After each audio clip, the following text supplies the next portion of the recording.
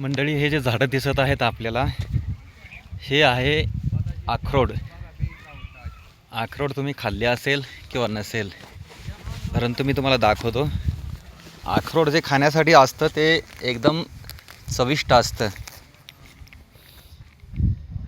हे बघू शकता, याप्रमाणे अक्रोड असतं. आणि हे जे अक्रोडचे झाडं आहेत पहाडीमध्ये, आता बर्फ पडलं होतं, त्या बर्फ पडल्या कारणाने सर्व पानगळ झालेली आहे झाडांची.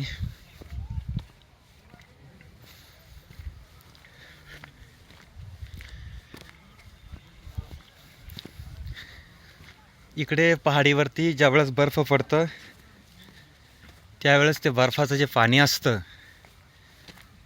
ते जमिनीमध्ये जिरून या पहाडीद्वारे असं खाली येतं आणि मग त्याचे झरणे तयार होतात. त्याच असा याच्या बर्फाचा एक झरणा तयार झालेला आहे इथे. आणि ते जे पाणी आहे पिण्यासाठी अतिशय चविष्ट असं लागतं. हे बघू शकता,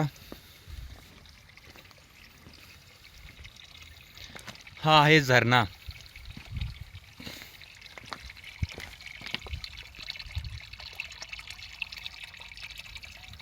खूप सुंदर असं पाणी आहे पिण्यासाठी, एकदम चविष्ट आहे. या डोंगरावरती ज्यावेळेस बर्फ पडतं किंवा याच्या पाठीमागे डोंगर असतील तिकडेही जर जेव्हा बर्फ पडतं, ते बर्फ वितळून त्याच्या पाण्यात रूपांतर होतं आणि ते या पहाडीमध्ये असं झिरपत झिरपत इथपर्यंत येतं. आणि इथे एक गड्डा आहे, त्या गड्ड्यामध्ये पाणी जिरून याद्वारे इथं पाईप लावून बाहेर निघालेलं आहे आणि परत इकडं खाली जातं.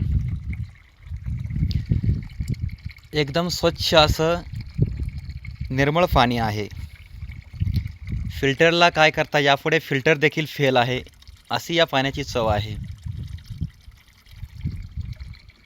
तुम्ही असे झरण्याचे पाणी कधी पिले आहे का? कमेंटमध्ये अवश्य सांगा. आपण आता यामध्ये पाणी भरणार आहोत.